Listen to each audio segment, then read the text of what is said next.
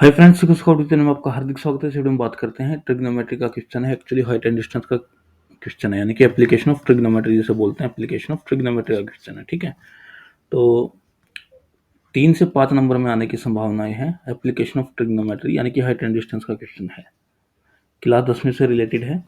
Basic question है, ये आपको पता होना चाहिए, तभी आपसे उम्मीद करी जाती है कि आप इस टाइप के और हाई लेवल के क्वेश्चन को कर पाने में सक्षम होंगे। तो देखते हैं, the angle of elevation of A top of building from the foot of tower is 30 degree. यानी कि सबसे पहले आपको एक फिगर बनानी होगी। जैसे जैसे क्वेश्चन को पढ़ते वैसे वैसे फिगर बनाते रहिए। सबसे पहले अर्थ बनाइए, यानी कि ग्राउंड बनाया हमने। अब ग्राउंड पे टावर हमने खड़ा किया। ठीक है, the angle of elevation of top of building from the foot of tower. Okay, यहाँ सपोज कीजिए एक टावर है, ये एक टावर है, दिस इज टावर, ये एक बिल्डिंग है। ठीक है, ये बिल्डिंग है। ये क्या बोल रहा है, the angle of elevation of the top of building from foot of tower. ये फुट ऑफ टावर है, टावर का फुट है, ये अर्थ है। ठीक है, अर्थ है, ग्राउंड लेवल है। यहाँ टावर के नीचे से बिल्डिंग के टॉप का जो एंगल ऑफ एलिवेशन है, यानी कि सपोज कीजिए एक इंडिविजुअल यहीं खड़ा है, एक पर्सन यहाँ खड़ा है, तो यहाँ जब वो खड़ा है तो ऊपर उसको देखना पड़ेगा यहाँ, तो एंगल ऑफ एलिवेशन बन रहा है 30 डिग्री।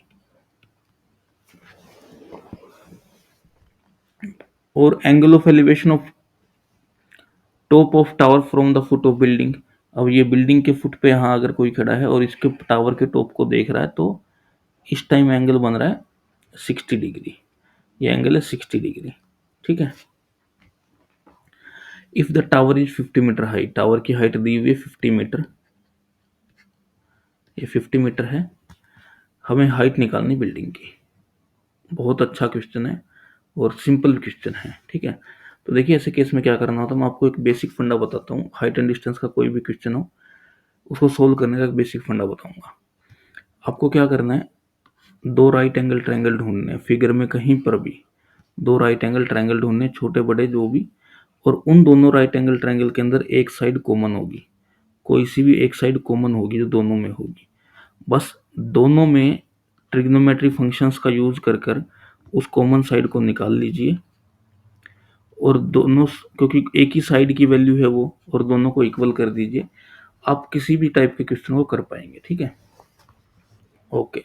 अब देखिए, अब मान लीजिए इस ट्रायंगल को मैं नाम दे रहा हूँ ए बी सी, और इस पॉइंट को मैंने नाम दिया डी। हम स्टार्ट करते हैं इन ट्रायंगल ए बी सी। अगर ए बी सी ट्रायंगल में देखिए, यहाँ आपको दिखाई दे गया है, यहाँ आपको दिखाई दे गया दो ट्रायंगल साफ साफ। ये तो थोड़ा इजी हो गया, ज़्यादा टफ रहा नहीं। लेकिन जब टफ भी रहते हैं तो भी सिंपल कंसेप्ट लगाना आपको। ये देखिए, ए है, बी है, सी है। ये जो ये वाला ट्रायंगल है, यहाँ एंगल बन रहा है 60 डिग्री। ठीक है, तो इसमें ये साइड, और जो दूसरा ट्रायंगल है ये इस साइड जो बन रहा है उल्टा, ये वाला ट्रायंगल, इसमें ये साइड क्या दोनों में कॉमन है? बिल्कुल कॉमन है। दोनों के तरीके, दोनों ट्रायंगल का यूज करते हुए उस कॉमन साइड को निकाल लीजिए, दोनों को इक्वेट कर दीजिए, आंसर आ जाएगा। ठीक है, triangle A B C triangle में मेरे को ये 50 डिग्री पता है, और ये बेस में निकालता हूँ। ठीक है, तो P बाई बी, क्योंकि ये एंगल थीटा है, थीटा के सामने वाली साइड हमेशा परपेंडिकुलर होती है, तो आपको हमेशा टेन थीटा लगाना है। ठीक है, टेन 30, सॉरी ये एंगल है 60 degree, this is 60 degree. Tan 60 degree is equal to A B by B C, A B by B C. तो टेन 60 कितना होता है? टेन 60 होता है √3। ए बी मेरे को पता, टावर की हाइट है 50 मीटर है, बी सी मैंने निकाल लिया। ठीक है, क्रॉस मल्टीप्लाई की इसकी, तो √3 into B C is equal to 50, and B C मेरे को देखने को क्या मिला, 50√3। इसको भी रेशनलाइज नहीं करते, इसको बस पॉइंट इक्वेशन नंबर 1 बोल देते हैं। ठीक है, अब दूसरे ट्रायंगल से, ट्रायंगल डी सी बी, ये जो है डी सी बी, इस ट्रायंगल से भी मैं बी सी को ही निकालूंगा। तो देखिए, ये ट्रायंगल डी सी बी है, इस तरीके से आपको पता है, ये डी है, ये सी है, ये बी है, और ये एंगल आपका 30 डिग्री है। ठीक है, तो in triangle D C B, in triangle D C B tan 30 degree, tan 30 फिर से क्या होगा, एंगल ये है, एंगल के सामने वाली साइड परपेंडिकुलर होगी और बच्ची नीचे वाली साइड बेस हो जाती है, ठीक है। तो tan होता है P by B, Pandit Badri Prasad हर हर बोले, अगर आप लिखते हैं पंडित बद्री प्रसाद हर हर बोले, ठीक है। तो ये जो वैल्यू होती है सोना चांदी तोले tan की होती है, यानी कि P बाई बी। तो DC बाई BC, तो DC बाई BC, और मैंने क्या बोला, यहाँ से हमने BC निकाला था ऊपर इक्वेशन नंबर 1 में, यहाँ से भी आपको दूसरी इक्वेशन से BC निकालना, दोनों को इक्वेट कर देना बस।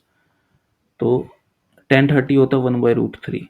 अब अगर आपको ये ट्राइग्नोमेट्रिक एंगल बनाना नहीं आता तो उसके लिए भी एक तरीका बताऊंगा, वीडियो के लास्ट तक बने रहिए। तो ये DC है, BC की वैल्यू रखनी नहीं है, BC मेरे को निकाल देना, ठीक है। क्रॉस मल्टीप्लाई किया, हालांकि BC की वैल्यू मेरे को मिल गई, बट मैं एक यूनिवर्सल मेथड बता रहा हूँ ताकि आपको कभी दिक्कत ना हो, ठीक है।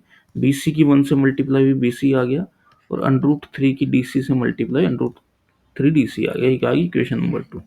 अब क्या करते हैं, equating equation 1 and 2, equating equation 1 and 2, equation 1 और इक्वेशन 2 को हम बराबर कर देते हैं, इक्वेट कर देते हैं, क्योंकि इक्वेशन 1 भी BC की ही वैल्यू दे रहा है 50/√3, और इक्वेशन 2 जो है वो भी BC की ही वैल्यू है।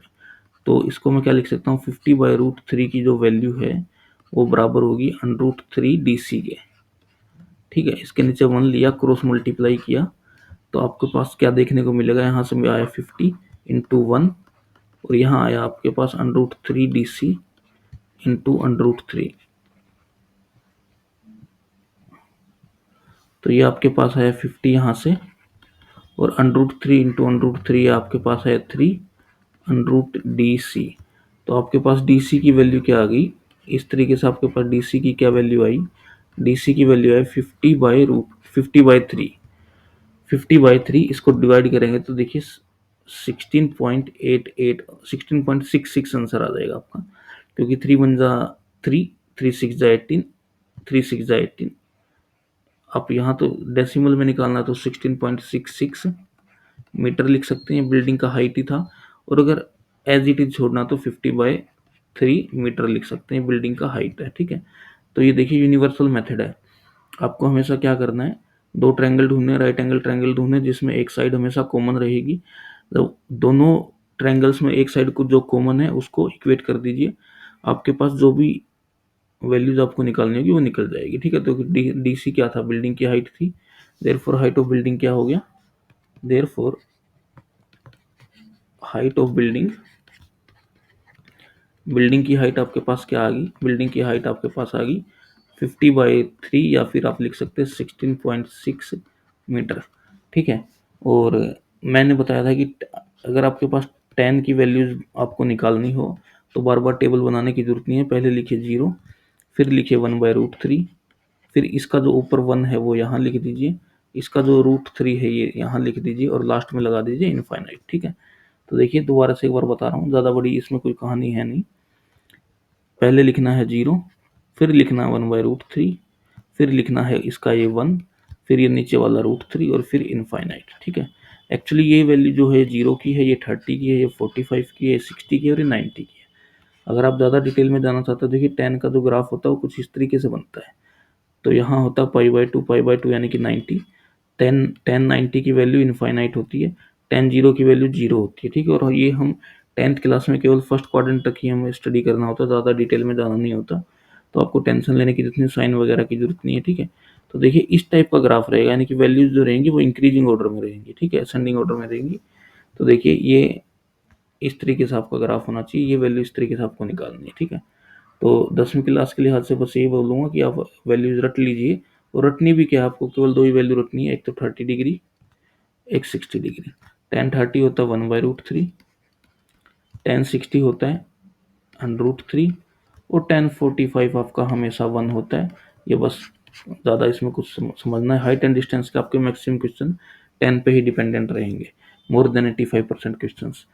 तो इस तरीके से क्वेश्चन आपको करने हैं हाइट एंड डिस्टेंस के। मैं आपके सामने 10-12 क्वेश्चन और लाऊंगा ताकि आपको कोई डाउट ना रहे हो, एग्जाम में आप बिल्कुल आसानी से इन चीज़ों को कर पाए, फेस कर पाए, क्योंकि ये श्योर क्वेश्चन है, 5 नंबर में या 3 नंबर में आना ही आना है, ठीक है। तो इसलिए बोलता हूँ कि चैनल से जुड़े रहें। अगर आपको कोई डाउट रहता है कमेंट सेक्शन में लिखिए, आपके डाउट का जल्द से जल्द सॉल्यूशन प्रोवाइड कराया जाएगा। और अगर आपको कोई क्वेश्चन भी, अगर आपको डाउट है तो क्वेश्चन आप as it is comment section में पेस्ट कर सकते हैं। मैं उसी क्वेश्चन से रिलेटेड वीडियो मैं आपको प्रोवाइड करा दूँगा। And all the best for the CBSE board exam. Thanks.